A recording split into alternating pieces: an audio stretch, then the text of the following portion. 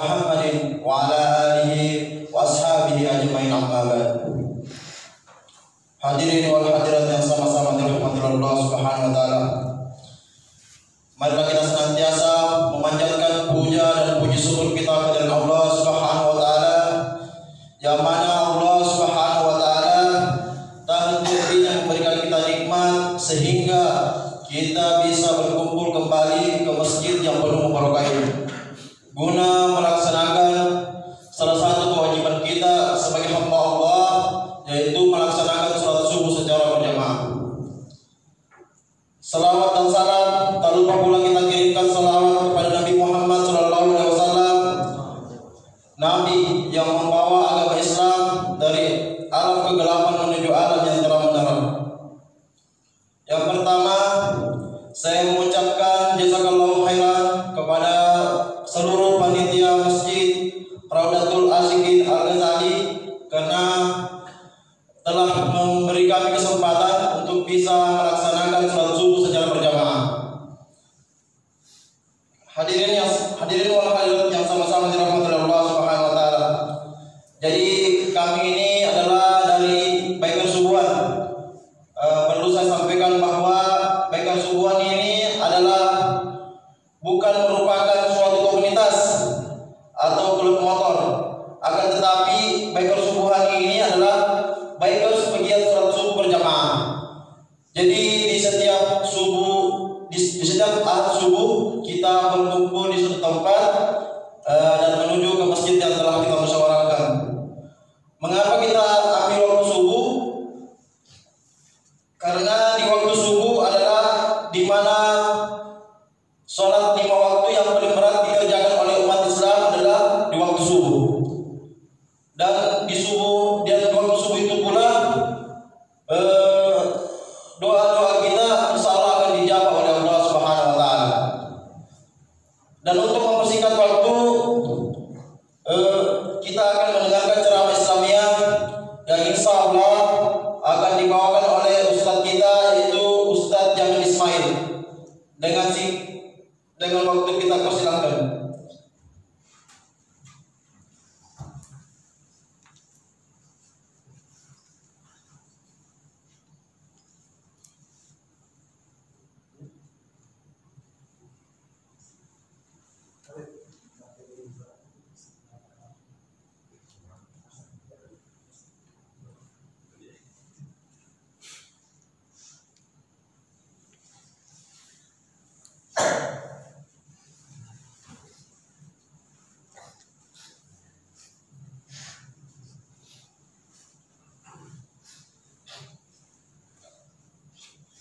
Bismillahirrahmanirrahim. Assalamualaikum warahmatullahi wabarakatuh.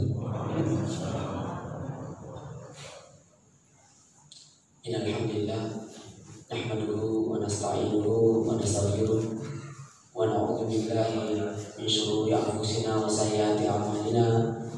May yahdihillahu fala mudilla lahu wa may yudlil fala hadiya lahu. Wa asyhadu an la ilaha illallah wahdahu la syarika lahu wa asyhadu anna Muhammadan abduhu wa rasuluh. Allahumma shalli ala Muhammad wa ala alihi wa sahabatihi wa man tabi'ahum bi ihsanin ila yaumiddin, amma ba'd. Ma'asyiral muslimin, hafizallahu wa iyyakum jami'an.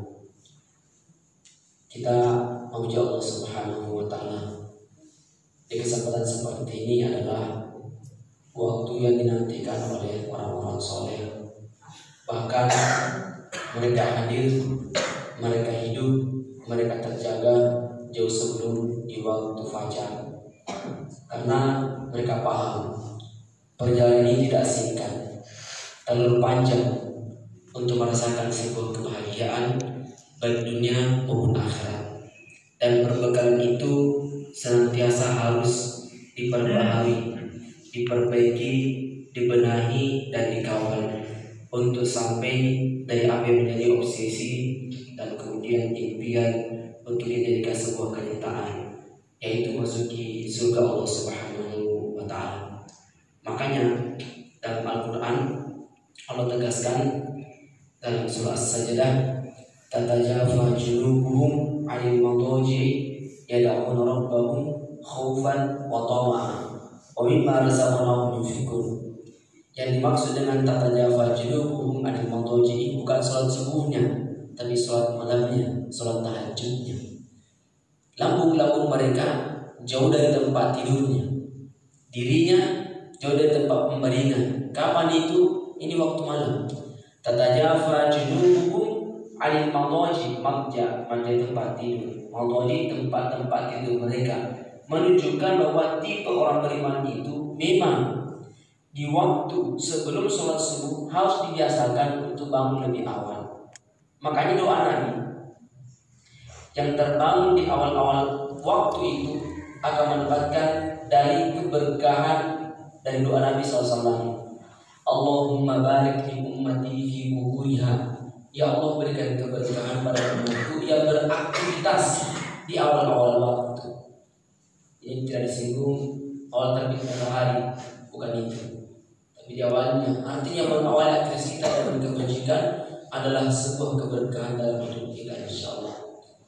Kita bersalawat kepada Nabi kita Rasulullah Muhammad SAW. Rasulullah ada beberapa hal yang sebenarnya boleh ditinggalkan dalam waktu safar, tapi ingin mengajarkan bahwa ada hal yang besar nilainya insya Allah yang walaupun uzurnya ada, tapi berupaya untuk tetap merangkai dan mendapatkannya. Di antaranya etikanya atau di antara di antara bentuk keringanan dalam agama kita ini, kalau sholat wajib yang jumlahnya 4 rakaat di waktu safar boleh bukan boleh diringkas, maksudnya rukhsahnya keringannya adalah 4 menjadi 2. Kalau 3 tidak boleh disesuaikan, apalagi subuh. Makanya subuh dan maghrib yang tidak ada perubahan, tetapi yang dikurangi nanti, yang didiskon itu hanya 4 rakaat. Berarti duhur, asar, dan isya itu saja yang bisa menjadi 2. Yang lain tidak bisa. Tetap kewajiban saja Allah kurangi, Allah berikan keringanan dalam waktu safar.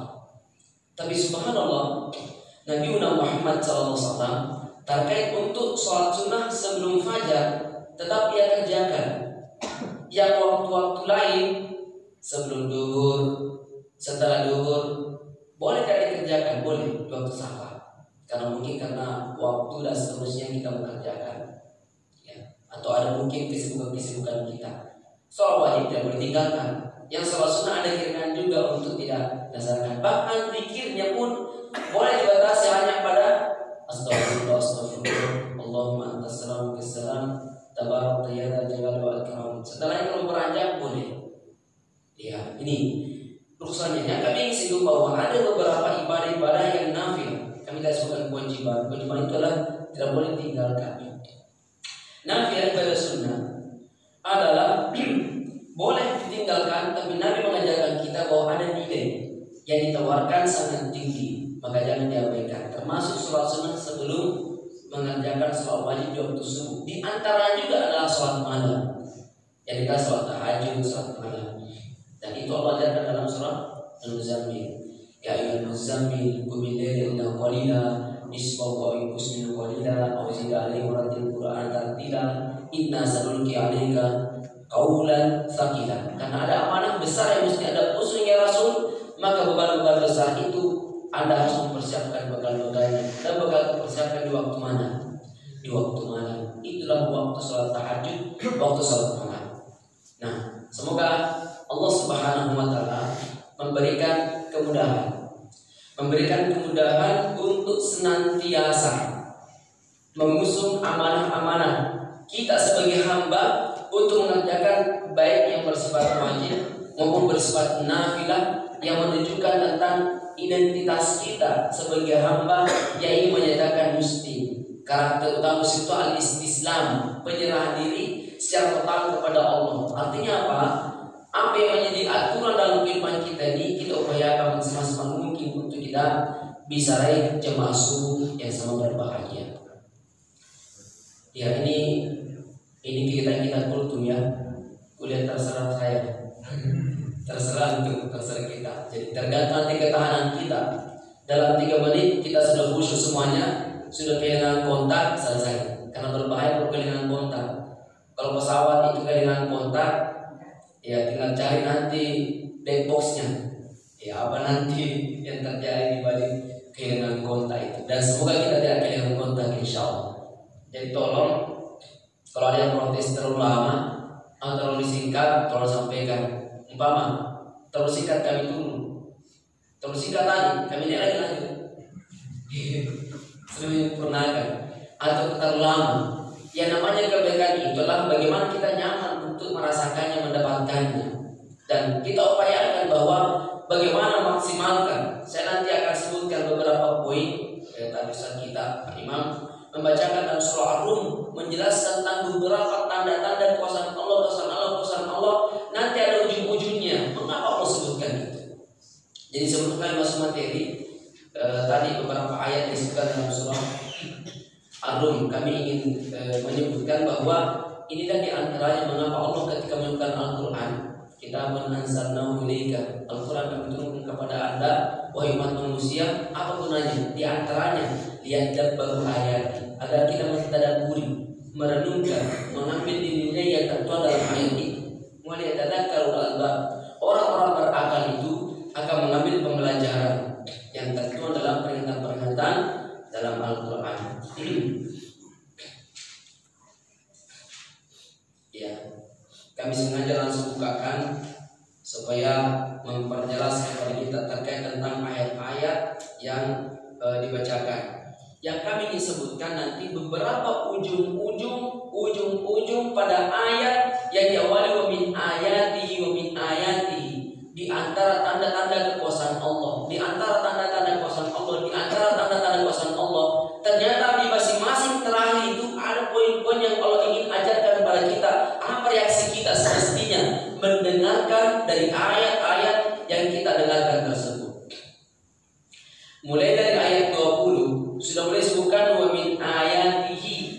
Di antara tanda-tanda kekuasaan Allah an khalaqakum, ketika Allah menciptakan kita min turabin, dari tanah, summa idza antum bashar tantashirun. Kemudian setelah itu proses tanah Allah jadikan kita menjadi manusia. Setelah kemudian kita disebarkan, tersebar di muka bumi. Nanti 21 disebutkan lagi min ayatihi.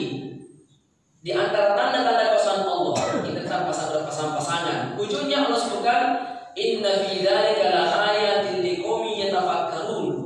Itu adalah merupakan tanda-tanda bagi orang-orang yang berpikir.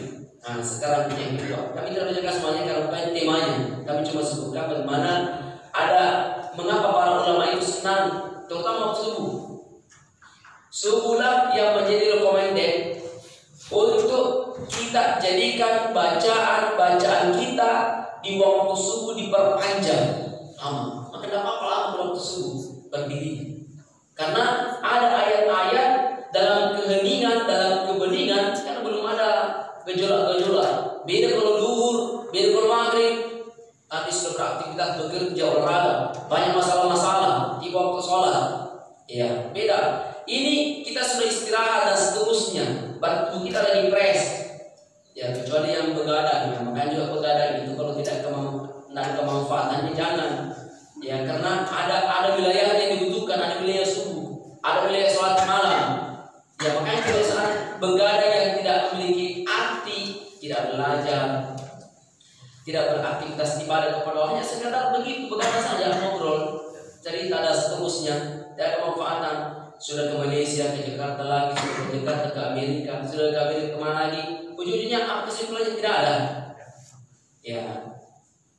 Jadi ketika tidak memiliki makna, hasilnya juga adalah menjadikan kita berat untuk terbangun di waktu-waktu yang orang-orang soleh itu disebutkan bahwa da'us solihina qablakum. Itu sudah menjadi kebiasaan, sudah menjadi yang sangat umrah yang namanya salat malam.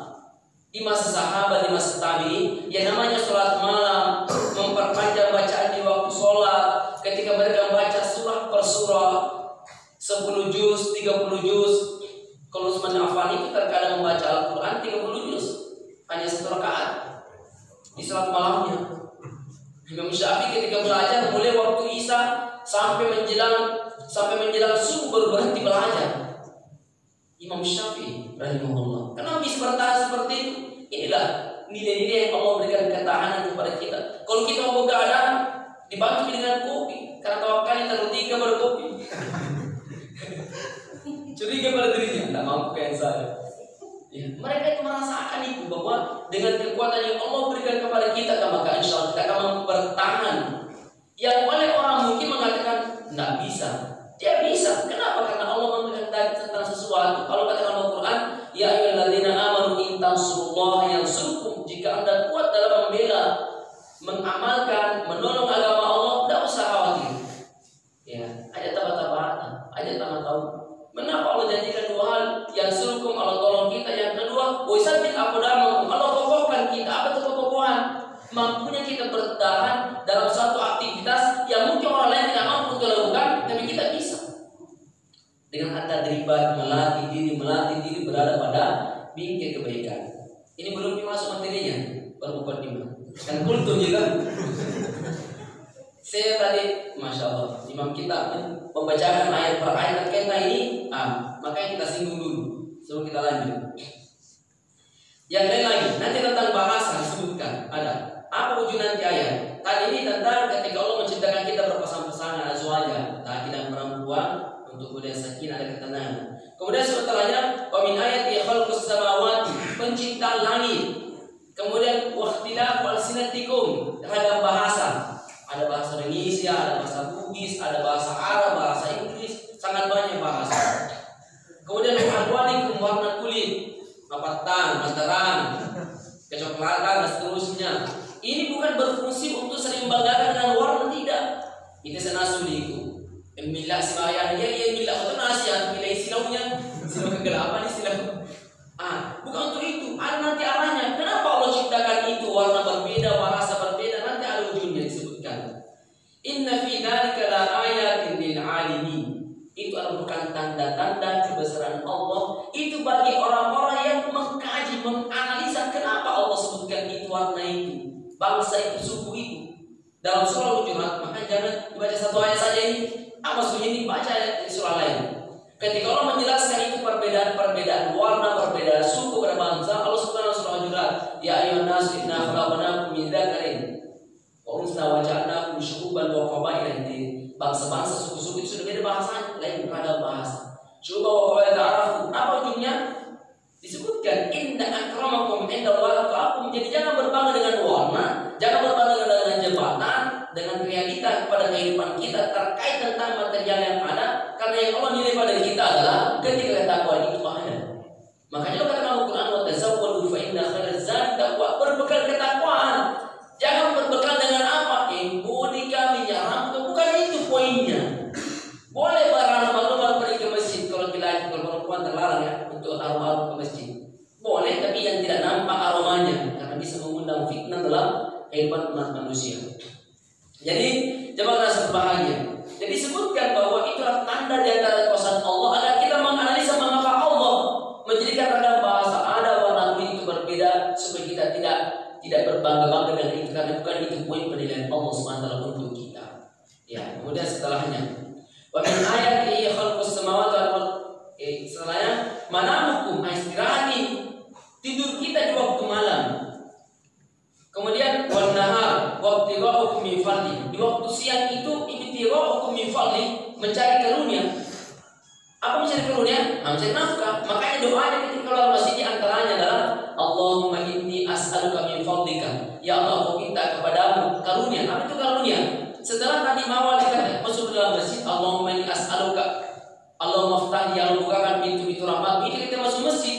Karena banyak aktivitas ibadah yang bisa kita kerjakan ketika masuk. Ketika mau keluar, Nabi anjurkan Allahumma inni as'aluka min fadlika. Ya Allah, aku minta kepadamu karunia. Apa itu karunia? Di antaranya rezeki yang berupa materi agar berberkah. Makanya Nabi mengajarkan doa di waktu pagi itu sebelum beraktivitas, berdoalah Allahumma inni as'aluka ilman nafi'ah, ilmu bermanfaat. Warizqan thayyibah, rezeki. Karena rezeki ada dua, at-thayyib, ada ghairut thayyib, ada yang baik, ada yang tidak baik. Yang mana kita pilih? Yang berberkah itu thayyib, maka Nabi minta kepada kita untuk berdoa kepada Allah yang thayyib saja, jangan yang ghairut thayyib. Karena yang thayyib itu menjadikan berkah, pengetahuan bermanfaat, amalan kita kuat. Yang terakhir, wa amal kana mutaqabbal, amal itu ada terima dan tidak. Dan Nabi minta kepada Allah untuk jadikan kepada kita juga adalah amalan yang diterima. Yang mana kodimanya ilmu bermanfaat. Ilmu bermanfaat menghasilkan rezeki yang baik dan amalan diterima insyaallah. Ya, kita kembali lagi bermasuk materi ini. Yang terakhir di sini, wa min ayatihi. Sini. Wa min ayatihi yurikumul barqa khaufan wa tama'a. Jadi ternyata gejolak alam ini al-barq, yakadul barqu yakhtafa basarahum kilatan, gemuruh, apalagi yang kita takut biasa, sorak-sorak, guntur, gemuruh, kilat. Ya, Allah katakan apa fungsinya ini? Ini sebutkan wa min ayatihi yurikum, Allah perlihatkan kepada kita al-barqah, ya, kilatan, gemuruh, guntur, untuk apa? Khaufan, agar kita punya rasa takut kepada Allah Subhanahu wa taala, bahwa kira-kira kalau menghancurkan atau apa ya, ketika kehidupan tidak normal itu pasti ada kekhawatiran. Angin sepoi-sepoi nyaman, tapi ketika kencang ada kekhawatiran. Maka ketika khawatir, Nabi juga ajarkan sebuah doa. Allahumma inni as'aluka khairaha wa khaira ma fiha wa khaira ma ursilat biha wa a'udzubika min syarriha wa syarri ma fiha wa syarri ma ursilat. Jadi semoga lagi doanya. Ini kalau ada masalah-masalah juga itu diingatkan kepada kita, fungsinya itu menakut-nakuti kita agar kita ini apa? Ya, di sini buka ujung nanti inna fi dzalika la ayatin liqaumin yaqilun. Itu merupakan tanda di antara tanda-tanda yang Allah berikan kepada orang yang hanya berakal. Jadi ini fungsi akal ini. Kenapa Allah jadikan itu ada kilat, ada gemuruh? Agar kita belajar bahwa sesungguhnya yang mengendalikan ini bukan kita, itu Allah. Karena keinginan kita, kenapa bunyi begini, kenapa bunyi begini, kenapa besar begini, mengganggu saja.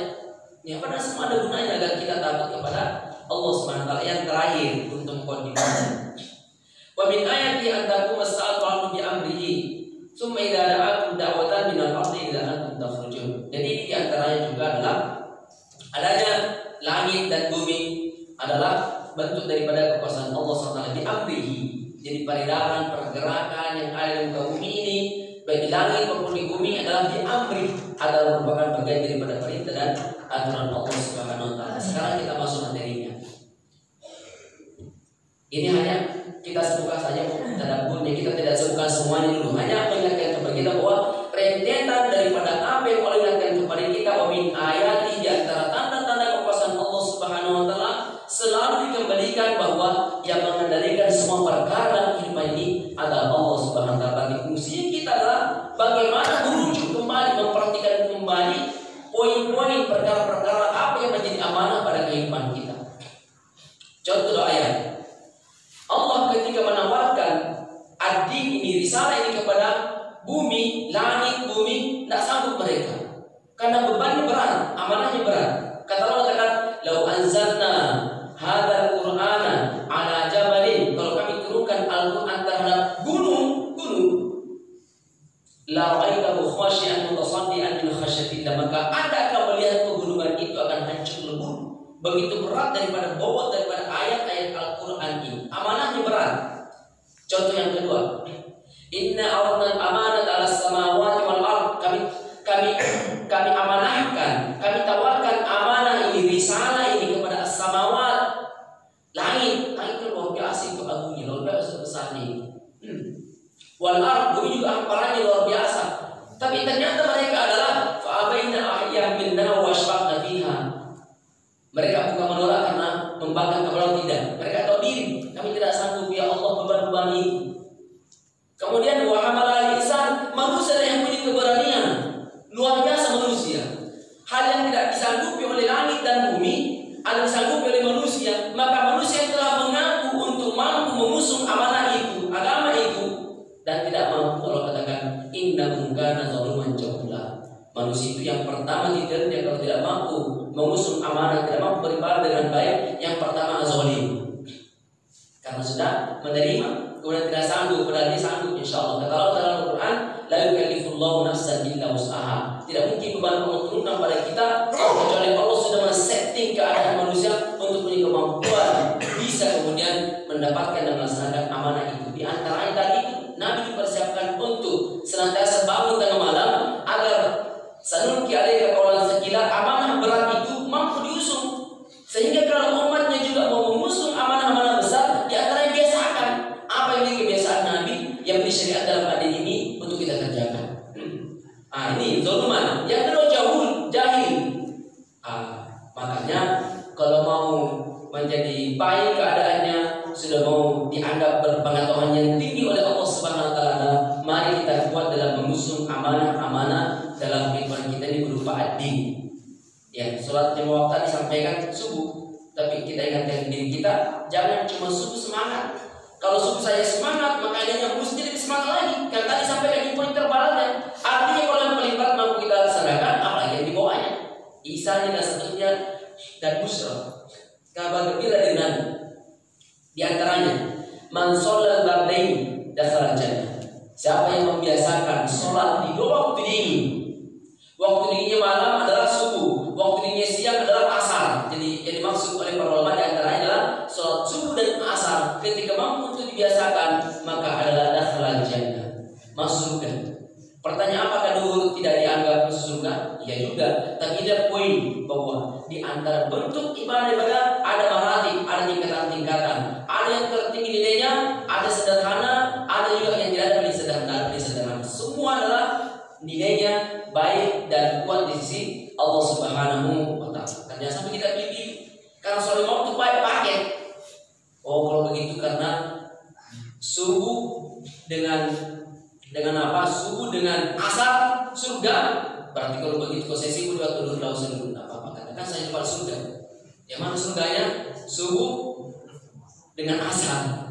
Padahal maksudnya tambahan nilai, mempercepat, memperkuat proses masuk kita surga lah. Ini poinnya di antaranya. Bukan berarti tinggalkan yang lain. Kita terkadang kalau dikasih motivasi, pokoknya begitu saja, jauh yang lain. Tidak, itu rangkaian daripada kebajikan yang mesti dibangun dalam kehidupan kita jamaah dasar berbahagia. Nabi Muhammad SAW memberikan pesan kepada kita. Aku bertanya dulu, masih perlu dilanjut atau sudah berhenti? Yang di belakang kita bagaimana Bu? Lanjut saja sampai selesai. Ya insya Allah sampai pagi ya. Bikar subuhan. Ya bisa kalau subuhan ya. Memang sholat subuh, tapi biasanya sampai pagi. Jadi kita pagi baru selesai insya Allah. Itu dekat pagi, tidak sampai 1 jam insya Allah sampai pagi. Kita sampaikan hadis Nabi cuma 3 poin. Rasulullah SAW kebiasaannya yang pertama memberikan pesan tanpa diminta. 1.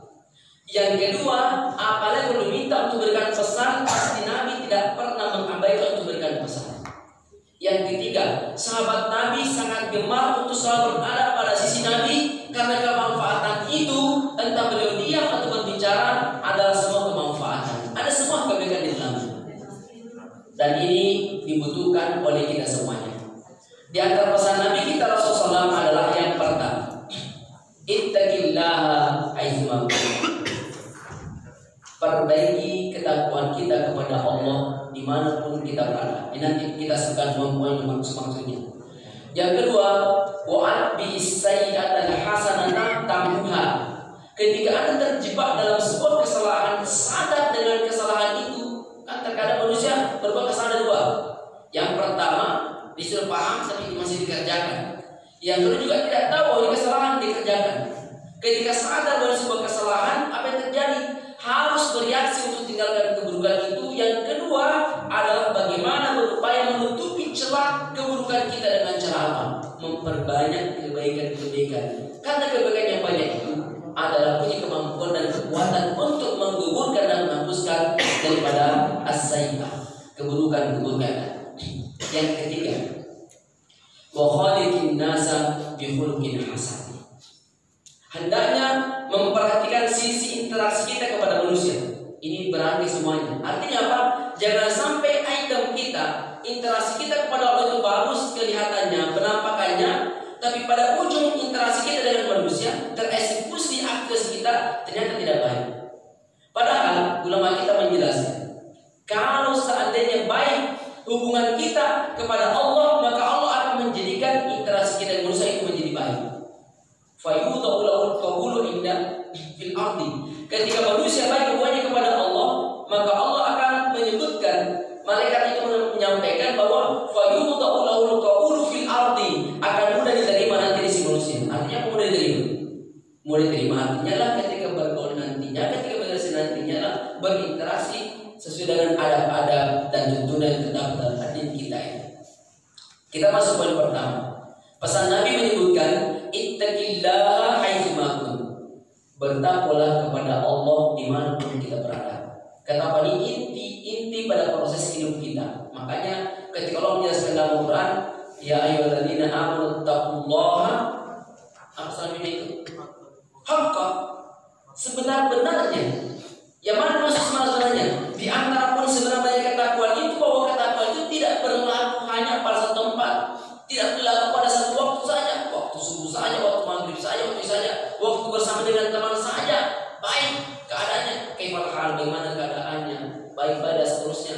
Tapi ketika berada di luar jangkauan kawan-kawan kita, Daniel udah ada tuh, Daniel kenal saya, Anda aja. Kalaupun diekspos sudah aja, mereka saya sampai ngomong itu bukan saya. Ini makanya ketakwaan lagi pesankan dimanapun Anda berada, di tengah-tengah orang yang mengenal kita kah, atau di tengah-tengah orang yang tidak mengenal kita. Karena biasanya reaksinya orang ketika berada pada kawan-kawannya berbeda sikapnya dengan ketika berada pada luar jangkauan orang yang tahu tentang dirinya. Di sini pentingnya muraqabatullah, ketakwaan kita kepada Allah, rasa pengawasan Allah kepada kita akan mampu kita bertakwa kepada Allah sirran mu'alani, dalam keadaan terang-terangan atau dalam keadaan sembunyi. Ini yang pertama tadi adalah berada pada orang yang mengenal kita, tetap kita bertakwa kepada Allah. Di luar orang yang tidak mengenal kita pun juga seperti itu kekuatan dan kualitas ibadah kita kepada Allah dan takwa kita kepada Allah. Yang kedua, dalam keadaan sepi, sunyi atau kesendirian, mesti bertakwa kepada Allah sebagaimana alaniyah ketika dipantau oleh orang. Kan biasanya orang kalau bersama dengan orang, berada di masjid, berada di apa, Masya Allah, bisa berdoa, bisa berselawat, bisa beribadah, bisa mengingatkan dan seterusnya. Ketika dalam kesendirian, dia tidak mampu mengendalikan dirinya. Dan ini tantangannya untuk dunia maya. Dunia maya lebih ramai dibanding dunia nyata. Dunia maya ada di genggaman, tapi seluruh dunia ada di telapak tangan. Makanya dia mengatakan the world in your hand.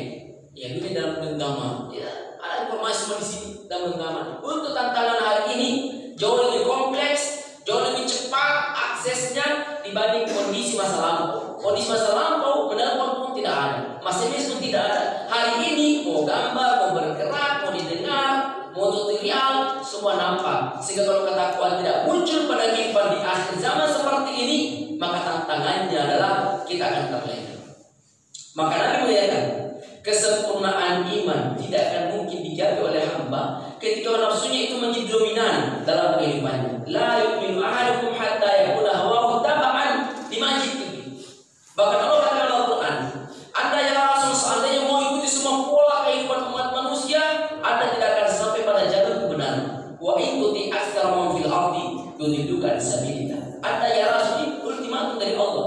Anda ya Muhammad, kalau karena keinginan manusia Anda penuhi semuanya, maka niscaya Anda akan dikendalikan dan Anda akan diluka, akan tersesat dari jalur kebenaran. Padahal fungsi Nabi datang untuk apa? Innaka latahdi ila siratal mustaqim. Jangan dikendalikan, menjadi pengendali. Anda ya Rasul datang untuk memberikan arahan, bimbingan agar masyarakat, agar manusia, agar umat ini sampai pada petunjuk ilahi dengan mereka diselamat di dunia wal akhirah. Keinginan kita, jamaah sudah sebahagia. Keinginan kita, puncak dari sebuah keinginan dalam semua aktivitas yang terkadang merepotkan kita adalah masalah. Yang penting itu ketakwaan, itu kesalehan, maka repot, sakit, galau, semua tidak ada yang tidak bernilai di sisi Allah Subhanahu wa taala. Makanya Allah tawarkan kepada kita, "Faman zuhziha 'anil nari wa udkhilal jannata faqad faz wa mal hayatud dunya illa mata'ul ghurur." Ini kesuksesan yang sempurna yang Allah tawarkan kepada kita. Bahwa siapa yang mau sempurna kesuksesannya, ini poinnya. Yang mana itu?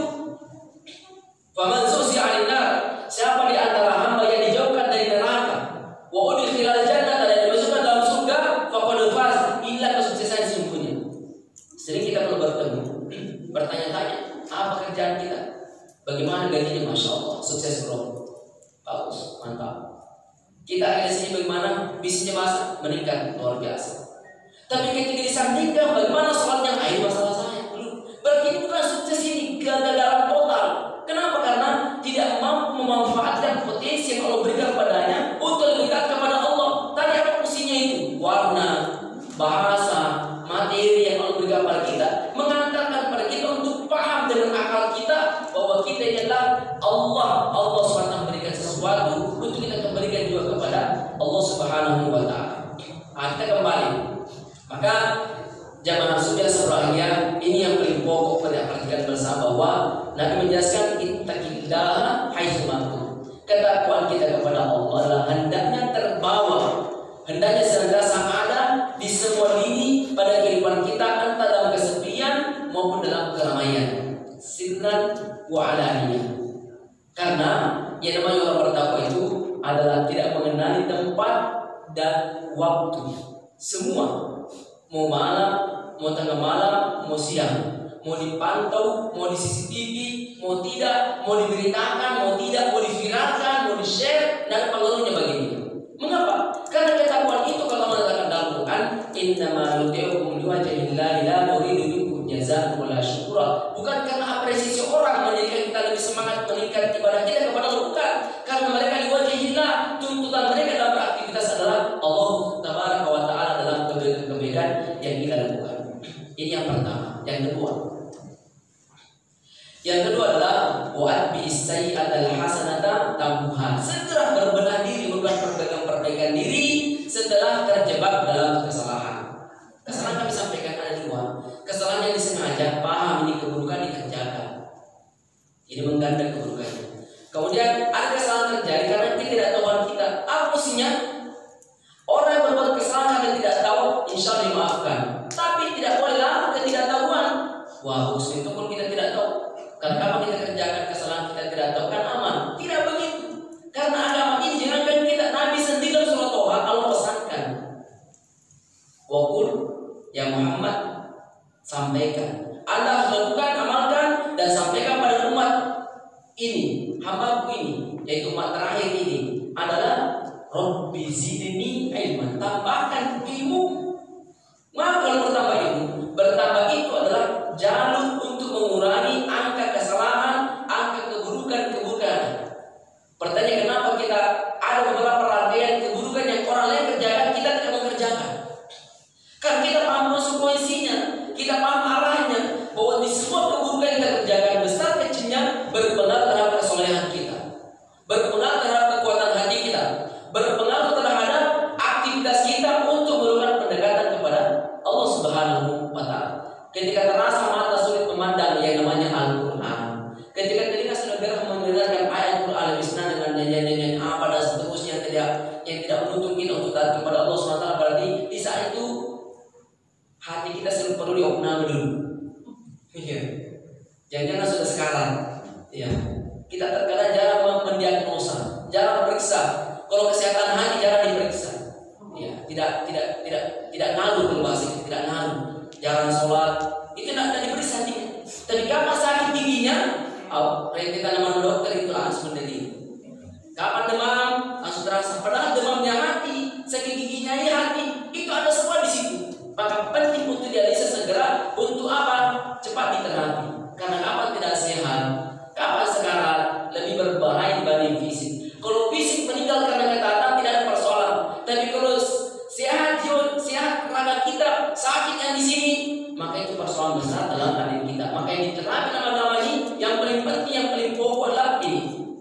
Ya, pada aflah man zakkaha, kata Allah mengatakan, beruntunglah orang-orang yang selalu mengevaluasi, memperbaiki, membenahi, menerapi kondisi kesehatan daripada jiwanya.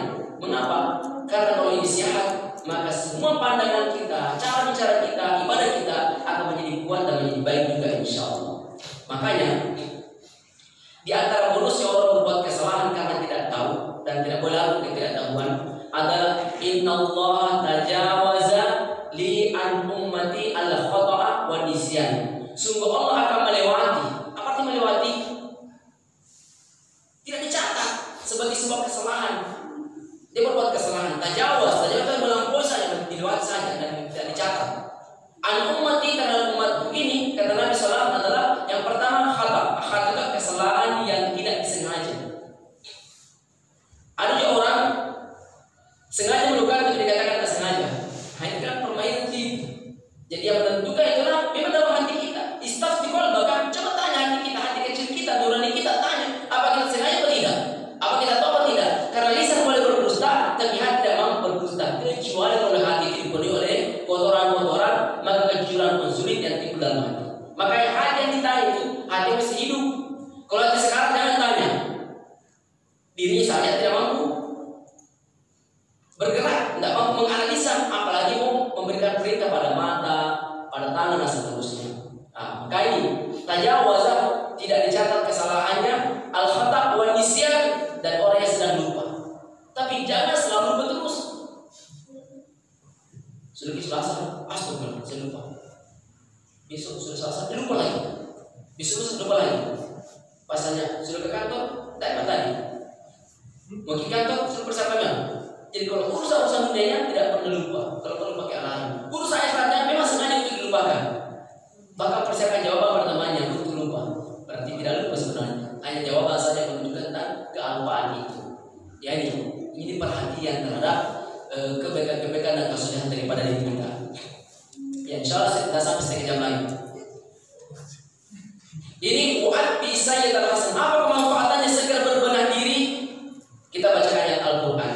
Allah Subhanahu wa Ta'ala, "Walladzina idza fa'alu fahishatan aw dhalamu anfusahum dzakarullaha fastaghfiru li dzunubihim wa may yaghfiru dzunuba illa Allah wa lam yusirru 'ala ma fa'alu wa hum ya'lamun." Ada dua kondisi disebutkan oleh Allah SWT terkait dengan orang yang terjebak dalam kesalahan segera berbenah diri. Ketika menyadari dirinya sedang berada pada angka kesalahan, maka istighfar, fastaghfirullah.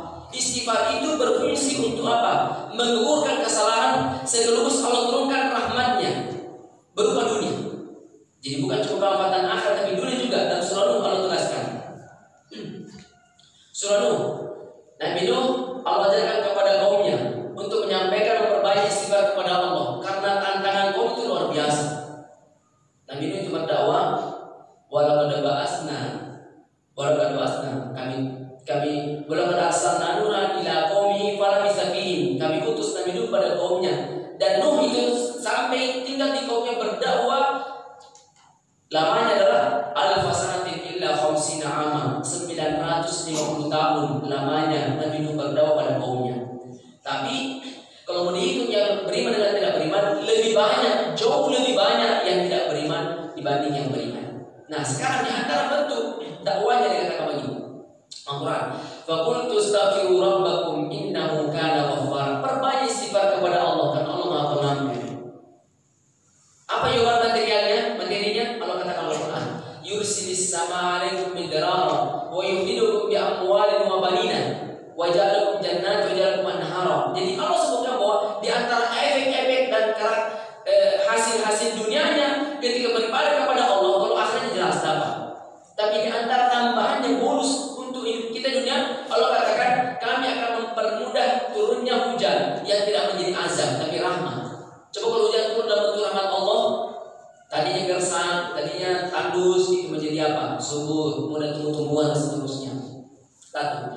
Wa yumidukum bi amwalin wa banin, Allah akan memperbanyak turunan Anda menjadi baik, dan juga akan Allah menjadikan harta Anda berlimpah ruah. Dan ini dikejar oleh manusia yang terkadang melupakan sholat. Gara-gara apa? Mengejar materi. Padahal Allah katakan beribadah kepada Allah tidak usah khawatir tentang al-faqr, karena Allah akan memberikan kekayaan baik yang hati maupun terkait dengan kekuatan ini. Poin kedua terakhir kami sampaikan, poin kedua terakhir, karena ada poin ketiga nanti. Itu yang paling terakhir untuk poin kedua. Nabi kita memesankan kepada kita, "Mal faqru akhsha 'alaikum," wahai umatku, bukan karena kemiskinan atau jadi miskin aku lebih khawatirkan keadaan kalian dengan keimanan kita. Sahabat terbiasa dengan kehidupan yang sangat sederhana, tidak menjadi sebab mereka itu curiga dengan Allah, berpersangka buruk maksudnya, dan juga tidak pernah berpikir untuk keluar dari agama Allah hanya karena materi yang kurang minus. Tidak. Yang justru mengatakan walakin akhsha an tubsata alaikum dunya, yang paling aku khawatirkan pada kalian umat adalah ketika bentangan dunia ada di hadapan mata, mata kita, mencari materi, lantas merupakan agama kita, itu yang saya khawatirkan. Fatanafasuha kama tanafasuha wa ahlakakum kama ahlakathum. Sehingga ketika muncul materi, kekayaan, kebebasan sebenarnya asarwah, kekayaan alam yang sudah Allah munculkan, lantas kira al-munafasah sudah beralih lomba kalian. Semangat kalian berinteraksi, semangat kalian untuk beraktivitas sudah beralih dari rajin beribadah, karena kemegahan itu muncul tidak ingin lewat dari waktu yang terkecuali materi yang ada. Apa yang terjadi?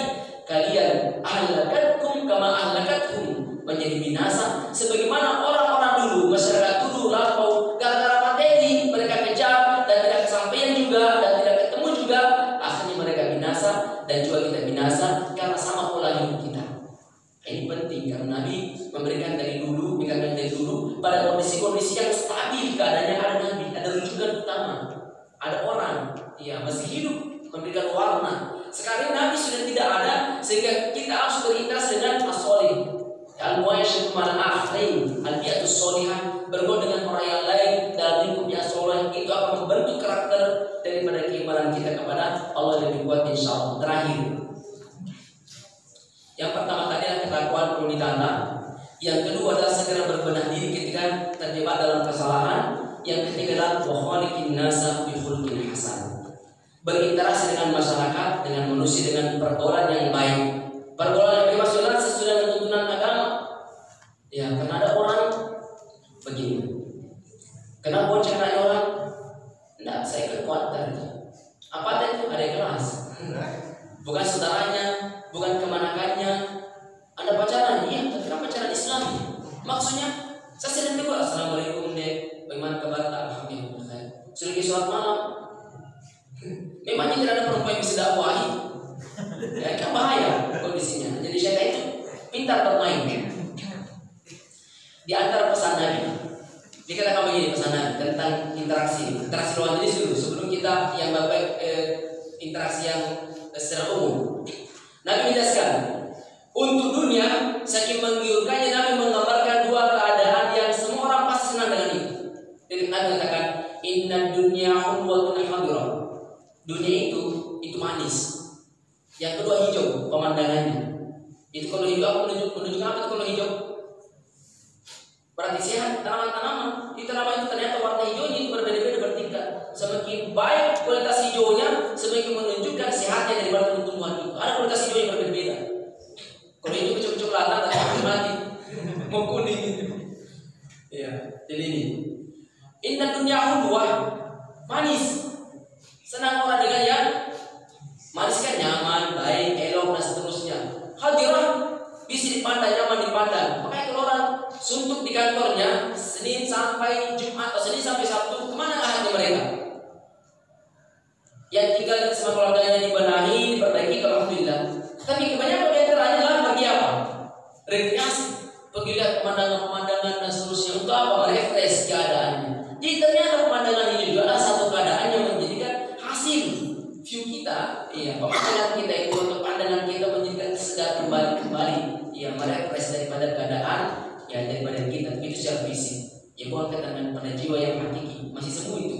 Karena ketenangan yang hakiki itu adalah ketika kita dengan agama Allah SWT dalam kebaikan, ya, terutama semua orang dengan kesalehan. Ini inna dunya hulwatun hadirah, fattaqud dunya wa taqun nisa. Maka jangan terfitnah oleh godaan dunia dan godaan wanita. Fa inna awwala fitnatin fi Bani Israil kana fi nisa. Awal kebinasaan daripada masyarakat Bani Israil adalah ketika mereka terjebak oleh godaan-godaan insan dengan lawan jenisnya. Nah, ini pesan Nabi dari dulu.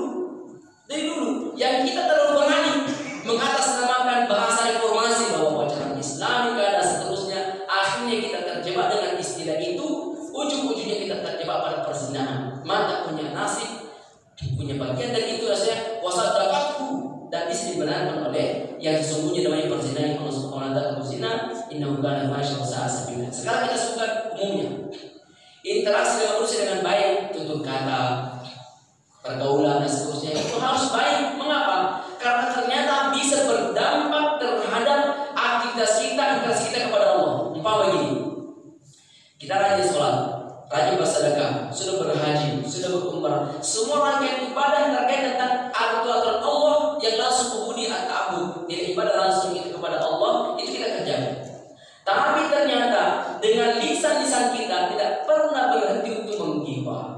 tidak pernah berhenti untuk mensandingkan. Saya sudah umroh, biar perjalanan dan rencana juga tidak ada. Saya lebih mulia dibanding Anda. Saya sudah berhaji, saya sudah di sholat, Anda tidak pernah sholat, Anda neraka nanti. Anda penduduk neraka. Jadi juga satu catatan, tidak boleh memvonis orang penduduk neraka selama masih hidup. Yang boleh adalah kita katakan, tapi kalau kita tidak pernah sholat, itu membahayakan kita, bisa mengantarkan kita ke surga. Karena memvonis surga neraka itu bahaya. Secara langsung, perbuatan yang divonis. Siapa yang tidak sholat, jalur neraka. Jadi kalau bagaimana saya tidak sholat? Ini logika mata deh. Saya mau berarti sholat ki. Karena tidak sholat itu pengantar masuk dalam neraka. Tapi kalau sholat pengantar masuk dalam surga. Jadi beda antara orang dengan perbuatan. Vonis perbuatannya, orangnya diharapkan selalu. Makanya kita selalu doakan, ya Allah berikan kemudahan. Walaupun anak kita umpama, anak kita mungkin ada hal-hal yang belum bagus, belum mantap pengajarannya. Kan terkadang kita yang ngajar baru kita bilang kurang. Berarti kita yang kurang mantap cara pengajarannya. Kita mendampingi anak kita.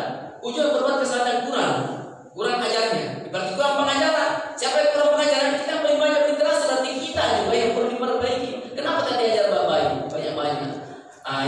Ini jemaah sudah sebaiknya. Jadi mukhaliqin nasa. Nabi katakan ketika berinteraksi dengan manusia bikhuluq, dengan akhlak. Di bahasa Arab beda baris, beda arti. Khalqun penciptaan, fisik, postur. Mukanya bagaimana, tangannya bagaimana, warna kulitnya bagaimana, itu khalqun. Tapi khuluq, akhlaknya, moralnya yang timbul dalam jiwa, yang tergerak, yang nampak dalam realita. Itu namanya moral. Ya, itu moral itu dibangun dari mana? Dari hati. Kalau hanya penampakan saja itu pencitraan. Tapi kalau dari hati mencitra, itu melekat pada syakhsiyat nafs, kepribadiannya. Ini dimasukkan sebaiknya. Jadi Nabi ajarkan kita supaya apa kira-kira? Supaya sempurna itu perjalanan kita menuju surga dan sempurna kita jauh dari neraka. Yaitu baik interaksi kita kepada Allah dan baik juga keadaan kita dengan manusia. Bahkan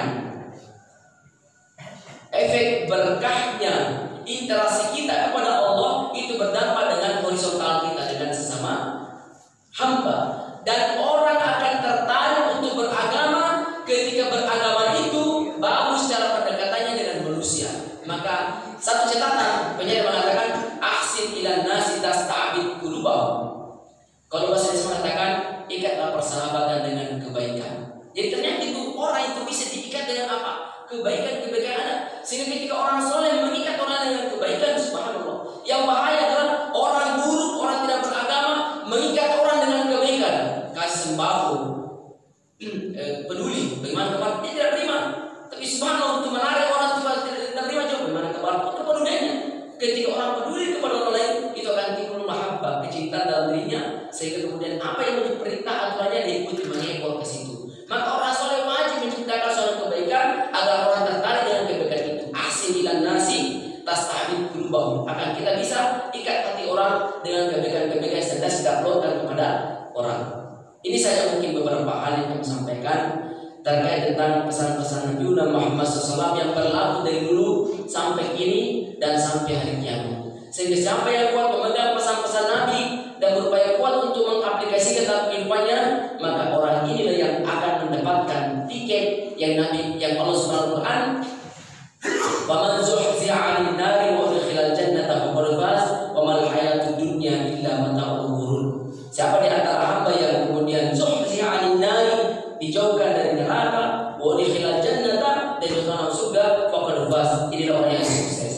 Sehingga kalau ini yang kita pegang, maka bagaimanapun keadaan kita, ekonomi mau tinggi, mau rendah, mau sedang, tidak akan memberikan pengaruh terhadap keimanan. Karena keimanan yang paling tinggi dibanding yang setelahnya. Dan itu yang akan menjadikan sebuah ketenangan dalam kehidupan.